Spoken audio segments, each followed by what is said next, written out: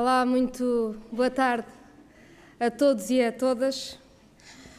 Nós nunca encerramos o socialismo, estamos aqui para o construir, mas é muito bom estar neste Fórum Socialismo que todos os anos faz com que, com renovadas energias, voltemos de férias e façamos os combates todos que temos pela frente. Eu queria agradecer à escola que nos recebeu, o Liceu Camões, que está a aguardar obras e que a gente espera que é desta que elas possam ir para a frente. As escolas são o que precisamos, as escolas públicas são os lugares onde nos sentimos melhor. É muito bom estar aqui. Obrigada ao Liceu Camões por nos receber. Queria agradecer aos ativistas e às ativistas do Bloco de Esquerda, cujo trabalho militante torna possível estes 3 dias e cuja criatividade, proposta e exigência faz com que, ano para ano, tenhamos painéis sucessivamente interessantes, exigentes, novos, que sabem sempre colocar as questões do futuro. E queria agradecer à equipa do Bloco, à equipa do Distrito de Lisboa, à equipa central do Bloco de Esquerda, porque eu acho que todos os militantes do Bloco de Esquerda têm esta noção, mas é bom lembrar, muito pouca gente faz tanto trabalho. Muito obrigada a todos pela vossa enorme dedicação.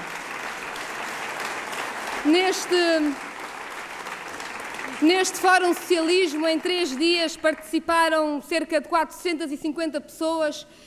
Fizemos 52 painéis sobre os mais variados temas, o Ricardo Robles já nos falou sobre isso, e tivemos um número recorde de oradores e oradoras, 90 especialistas das mais diversas áreas que encontram no Bloco de Esquerda o espaço para discutir os temas que mais interessam ao nosso futuro. Muito obrigada a todos e a todas por estarem aqui connosco. E se me permitem,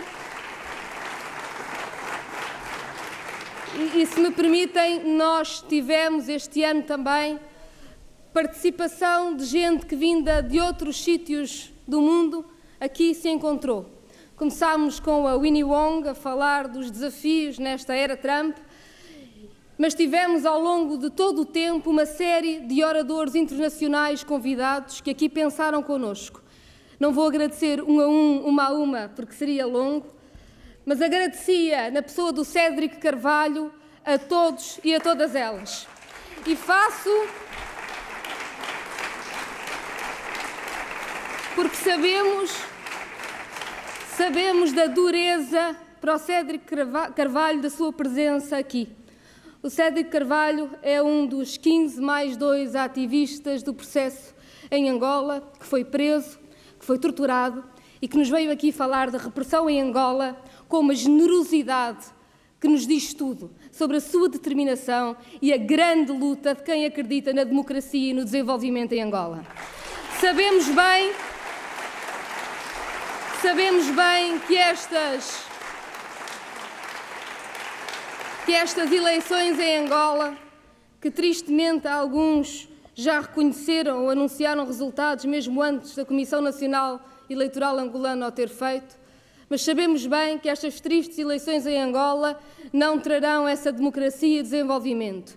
Mas sabemos que é com ativistas, democratas, corajosos como o Cédric Carvalho que em Angola há as sementes dessa democracia e desenvolvimento. Todos os dias estamos com eles, todos os dias lutamos por essa emancipação e porque o país que é tão rico possa ter essa riqueza nas pessoas e não continuar a ser um país em que quase todos vivem na pobreza. Queria agradecer ao Luís Grácio, trabalhador da PT, agradecendo a todos os trabalhadores e a todas as trabalhadoras da PT que têm feito uma luta extraordinária no nosso país, que é uma luta pelos seus postos de trabalho, é uma luta para salvar uma empresa que é estrutural da economia portuguesa e é uma luta pela dignidade do trabalho em Portugal.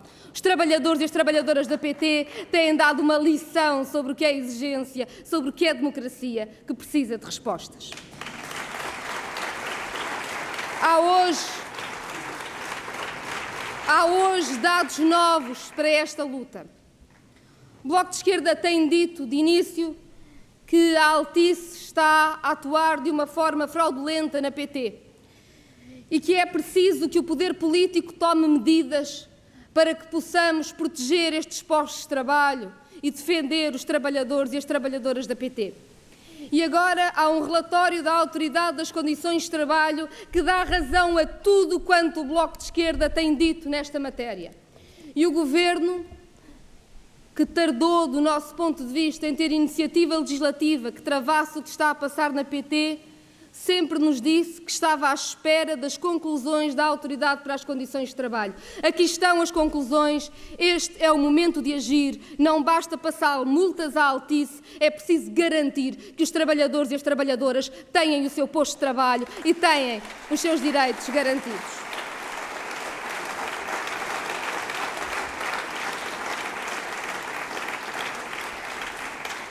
O relatório da Autoridade para as Condições de Trabalho diz 3 coisas fundamentais.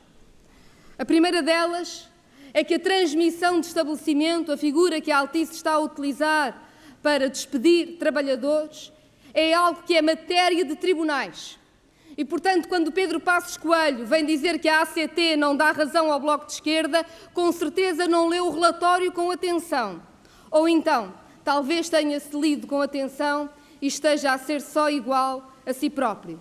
Não nos surpreende que, entre defender os trabalhadores ou a multinacional que se apresentou ao país como gostando pouco de pagar salários, Pedro Passos Coelho escolha a Altice aos trabalhadores. No Bloco de Esquerda sabemos sempre de que lado estamos. Mas a Autoridade para as Condições do Trabalho disse mais. O relatório da ACT identifica claramente grosseiras irregularidades na forma como foram tratados os trabalhadores na transmissão de estabelecimento e identifica abusos e assédio laboral da pior espécie na PT. E por isso mesmo propõe multas à Altice. Propõe multas que são altas, mas que não chegam para reparar a necessidade dos postos de trabalho a cada um destes trabalhadores. E por isso mesmo é o relatório da Autoridade para as Condições de Trabalho a dizer que há aqui também um espaço para o legislador dar mais instrumentos para que não multemos só o erro e evitemos que ele acontece. Este é o momento também de uma legislação mais dura, mais eficaz, mais rápida, porque não basta penalizar depois do dano feito, é preciso que os trabalhadores não sejam sujeitos a este assédio, a esta perseguição.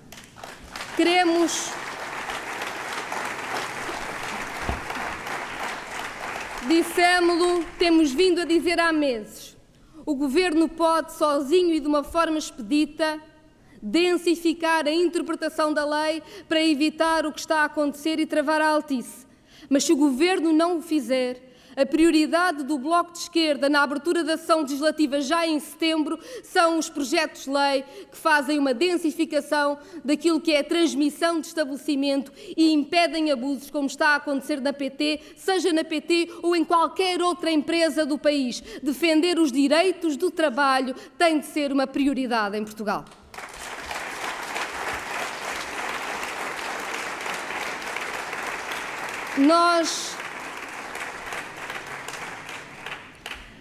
É de escolhas que falamos sempre. Temos sempre de fazer escolhas. Provamos ao longo deste tempo que a maior parte das vezes que nos diziam que era impossível fazer escolhas em nome de quem trabalha, em nome de quem trabalhou toda uma vida, era mentira. E que não só era possível fazer escolhas para recuperar rendimentos e direitos de quem trabalha e trabalhou toda uma vida, como era essa recuperação que poderia permitir ao país ter uma economia que reagisse, que começasse a mexer depois de anos e anos de empobrecimento e da violência que a direita, PSD e CDS, impuseram ao país. Sabemos hoje, quase metade da legislatura cumprida, que tínhamos razão. E não há indicador nenhum no país que nos desminta. A recuperação pode ser mais ténue do que gostaríamos, mas não veio nenhum papão pelo salário mínimo nacional ser aumentado, nem nenhum papão por termos resposto 4 dias de feriados, nenhum papão por termos dito que os funcionários públicos não podiam ter costos inconstitucionais. Cada vez que nós defendemos o país, que defendemos quem aqui vive, quem aqui trabalha, a economia ficou um pouco melhor, todo o país ficou um pouco melhor. E esse é o caminho que temos de continuar a fazer.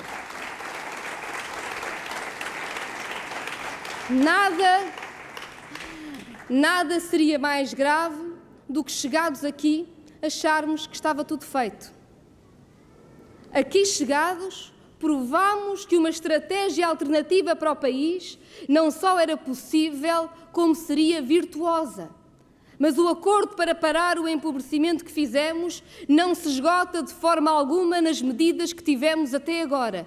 Temos muito que fazer para recuperar os rendimentos do trabalho em Portugal, para recuperar os serviços públicos, para continuar a recuperar a economia do país e o emprego de que tanto necessitamos.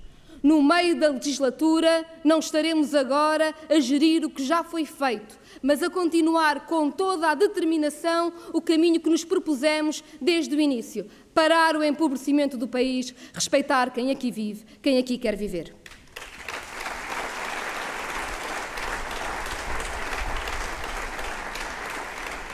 Vezes demais se contrapõe ao discurso de continuarmos um caminho que responda pelas expectativas de quem depositou tanta esperança e confiança numa nova solução política para o país. Tantas vezes somos confrontados com o discurso das restrições. Mas, de facto, muito mais do que restrições, o que está em cima da mesa são escolhas. Travar a Altice ou não travar a Altice não é um problema de restrições, é um problema de escolha em nome da dignidade do trabalho. Vamos às escolhas. Recuperar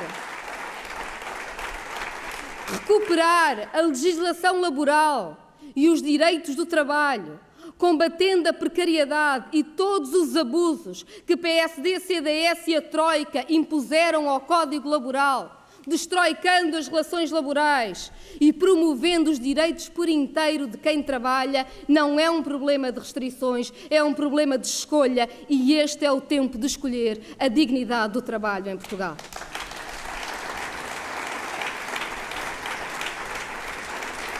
Do mesmo modo, os desafios que se nos colocam agora no Orçamento do Estado são desafios de escolha, seguramente de escolha. Não é possível a um país que já provou que a economia cresce porque fica melhor quando as pessoas estão melhor, a um país que tem vindo a reduzir o déficit a uma velocidade de tal ordem que pode bem ser rápida demais para o que a economia e a sensatez aconselham. No próximo Orçamento do Estado, nós vamos estar a discutir escolhas, muito mais do que restrição. Tem de ser uma escolha desfazer o brutal aumento de impostos que Vítor Gaspar fez e, acima de tudo, recuperar progressividade fiscal, ou seja, justiça fiscal.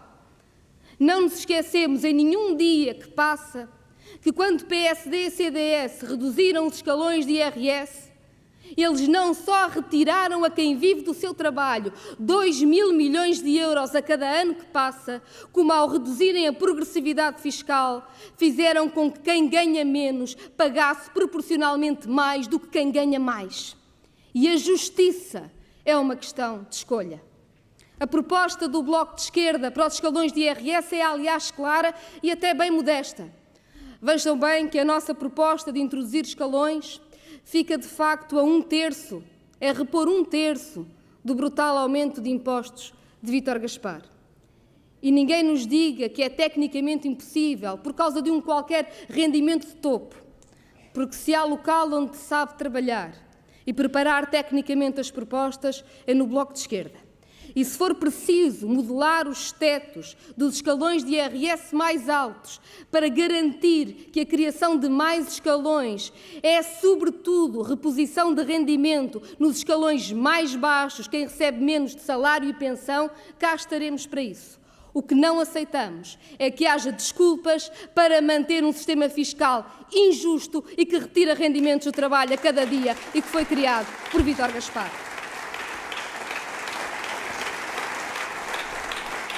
É de escolhas sempre que falamos. Como é de escolhas que falamos quando olhamos para as pensões. Sabemos que nos diziam que era um problema de restrições e não de escolhas, se podíamos voltar a ter uma lei de atualização de pensões ou não, porque PSD e CDS tinham prometido cortar 600 milhões de euros a cada ano que passasse nas pensões e Partido Socialista tinham dito que congelava as pensões e com isso cortava 250 milhões de euros a cada ano que passasse as pensões. De facto, quando debatemos uma nova solução política para o país, colocámos o descongelamento das pensões em cima da mesa. E por muito ténue que tenha sido o caminho que foi feito até agora, o que ele já provou é que na matéria das pensões como noutras, o problema não é de restrições, é de escolhas. E Portugal, país de pensões tão baixas, em que tanta gente trabalhou tantos e tantos anos, para hoje ver-se confrontado com uma pensão que não chega sequer tantas vezes para pagar os medicamentos, tem de fazer a escolha por uma atualização das pensões e por fazer justiça a quem trabalhou e contribuiu toda a sua vida. E quando olhamos para os regimes das pensões e para os regimes das pensões antecipadas, esta condição de dignidade básica, de fazer justiça para com aquela geração que já foi sacrificada pelo trabalho infantil, sabemos que vale a pena lutar, que mais do que restrições há escolhas.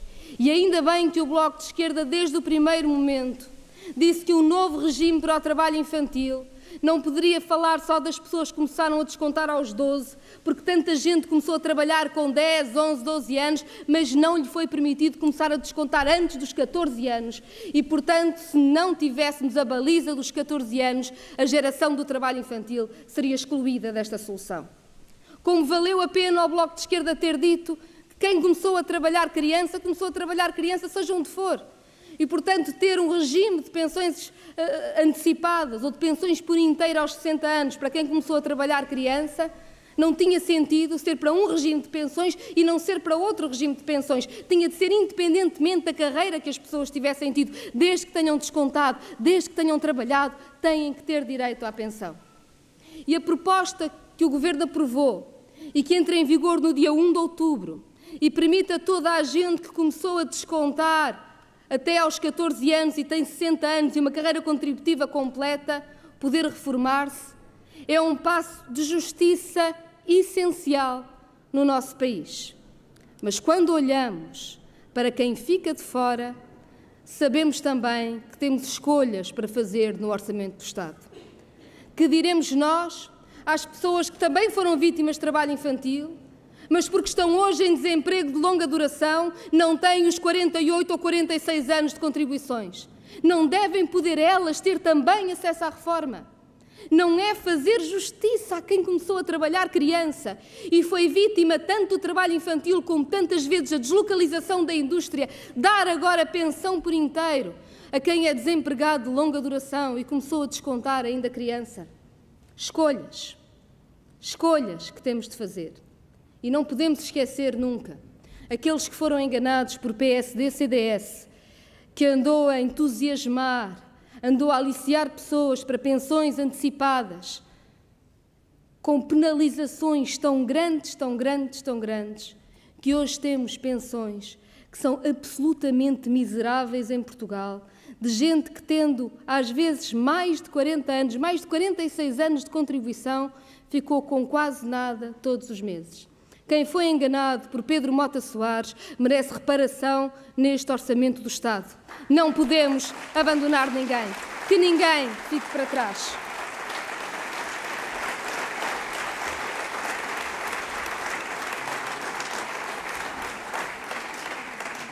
Fazer justiça a quem trabalhou toda uma vida e permitir à geração sacrificada pelo trabalho infantil reformar-se mais cedo é uma medida de justiça básica, tanto para quem trabalhou toda a vida, como também para as gerações mais jovens que procuram emprego.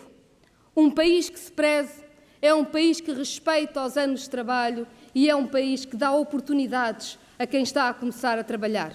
Cria-se também emprego quando se permite que se possa finalmente reformar quem quer reformar-se porque já trabalhou tantos anos. São escolhas. Escolhas sobre a economia, escolhas para um país que responda pelas pessoas. Este Orçamento do Estado terá de dar provas. Terá de dar provas que faz essas escolhas em nome das pessoas, que faz essas escolhas que são condizentes com o acordo para parar o empobrecimento que fizemos. Escolhas que passam seguramente pelo reforço dos serviços públicos, porque sem serviços públicos o país não funciona, ou pela justiça aos trabalhadores do Estado, que há mais de uma década, em tantos casos, têm as carreiras congeladas. Não é possível um Estado que não respeita os seus próprios serviços poder funcionar e poder responder às necessidades das suas populações. E é por isso que, no momento em que as escolas estão quase a abrir e em que preparamos o próximo ano letivo, não podemos deixar de fora a causa dos professores contratados. Sabem que está em curso, por trabalho que o Bloco de Esquerda fez com o Governo, com o Partido Socialista também, um programa para a regularização dos vínculos precários na administração pública. Estamos muito atentos a esse programa, sabemos que temos de estar muito atentos, sabemos que está atrasado e tem algumas insuficiências e sabemos que é a exigência de todos e de todas que poderá fazer justiça aos tantos e tantas precários do Estado. Mas os professores não estão nesse programa. Ficaram de fora, porque havia um outro processo de vinculação em curso.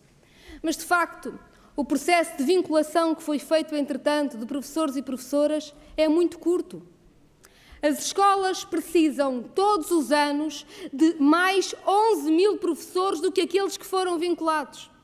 Professores que são contratados, que são precários, mas de que as escolas precisam todos os dias.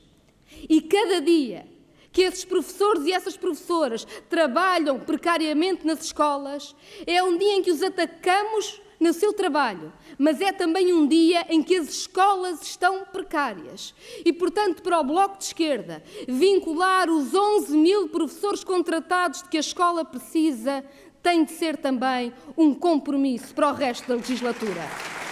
Se não é possível, ou se há dificuldade em fazer a vinculação num só ano, então temos 2 anos para o fazer. Mas são 2 anos mais que esta legislatura tem. Não tem mais. E temos de responder no tempo desta legislatura pela condição dos professores e das professoras contratadas, pela condição das escolas, porque há tempo demais, há décadas que este problema se arrasta. Ninguém compreenderia que, no quadro desta solução política, esse não fosse um problema que ficasse resolvido. Há escolhas em todas as áreas. Na saúde, escolher mais PPPs e mais contratualização com privados ou o reforço do Serviço Nacional de Saúde. Há áreas onde o acordo para parar o empobrecimento ainda não chegou sequer. O Presidente da República dizia há dias, e com tanta razão, que a cultura é essencial para a resposta dos novos desafios para o futuro. No Orçamento do Estado, finalmente, o acordo para parar o empobrecimento tem também de chegar à cultura. Nós não vamos gerir o que já foi feito, vamos fazer o que falta fazer e o que nos comprometemos a fazer quando fizemos os acordos em novembro de 2015.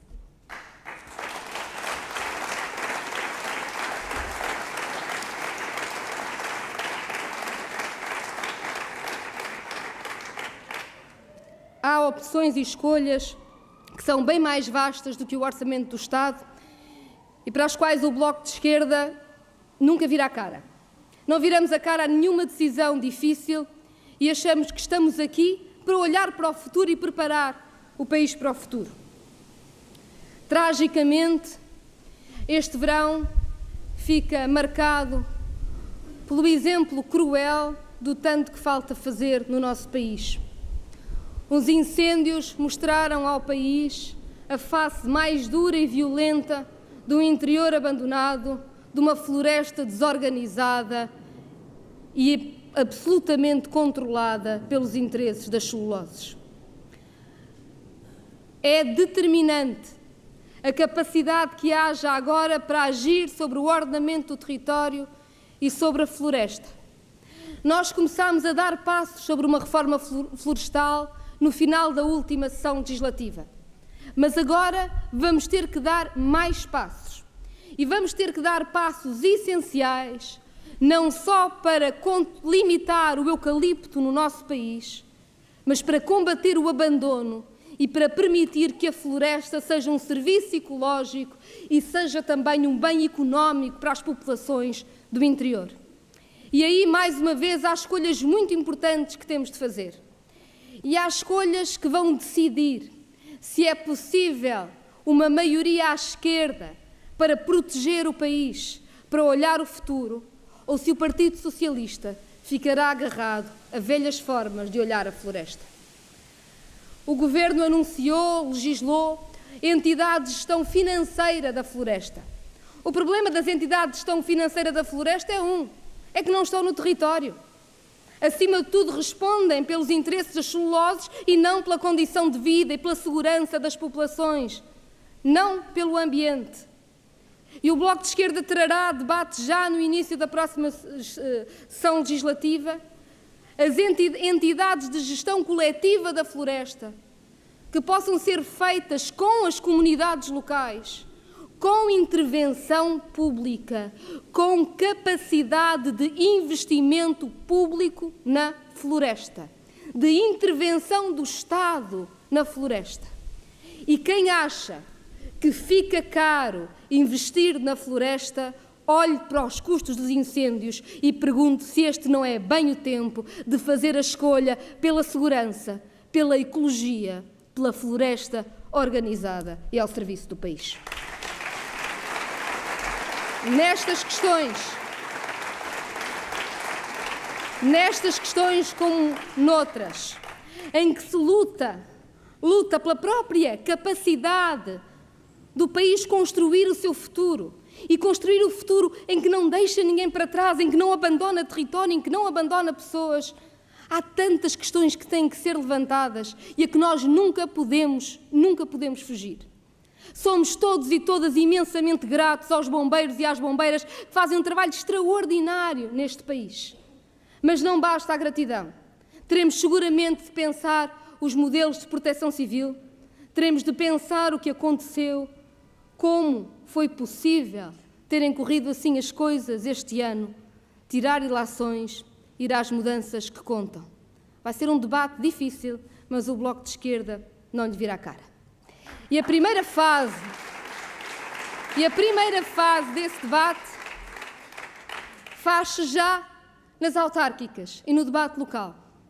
Porque é ao nível das políticas locais que muitas destas questões podem ser avaliadas e podem ser mudadas. Dou-vos um exemplo, o início de reforma de floresta começámos, os pequenos passos que demos, a limitação de eucalipto que conseguimos pôr na lei, vai exigir agora que os planos de ordenamento florestal passem para os PDMs. Ou seja, vamos passar agora para os concelhos este debate que é extraordinariamente importante para o nosso futuro. E a pergunta que é preciso fazer é se há nas autarquias deste país uma força política com a capacidade de olhar para o futuro, para o longo prazo, para dizer que está presente na resposta às questões ambientais, às questões do desenvolvimento e que não deixa o território abandonado. E essa força política é o Bloco de Esquerda. Nos últimos tempos, tenho andado um pouco por todo o país. E o Bloco de Esquerda está a apresentar candidaturas autárquicas em locais onde nunca antes tinha apresentado. E é um enorme orgulho ver os ativistas e as ativistas do Bloco de Esquerda que se juntaram para dar resposta às necessidades das suas comunidades, dizendo presente nestas eleições autárquicas. E é um enorme orgulho ver a quantidade de independentes que se juntam nas nossas listas. Em tantas localidades do país, mais de 80% dos candidatos e das candidatas são independentes que se juntaram ao Bloco de Esquerda porque sabem que o Bloco de Esquerda é a força política em que podem confiar para a mudança concreta na vida das suas comunidades. E é por aí que vamos.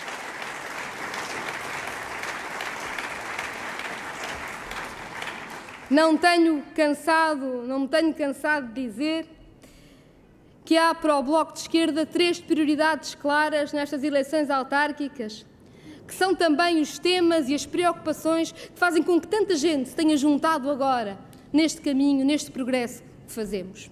A primeira das questões é a transparência, o combate ao clientelismo, porque as autarquias não podem ser o sítio da democracia de segunda, em que a pluralidade não chega e a exigência é escassa. É nas autarquias e nos concelhos que lutamos pela transparência, contra a corrupção, contra o clientelismo, porque o interesse público e a resposta clara, a prestação de contas clara dos autarcas é a única forma de termos todo um país empenhado na democracia. Quando a abstenção cresce porque tantas vezes há quem olhe para as eleições ou para o que acontece como uma decisão de alguns sobre os negócios privados e não sobre o interesse coletivo.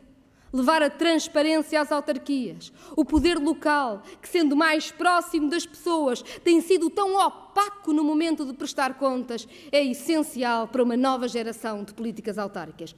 E o Bloco de Esquerda é a força política que pode dar a garantia do combate intransigente pela transparência.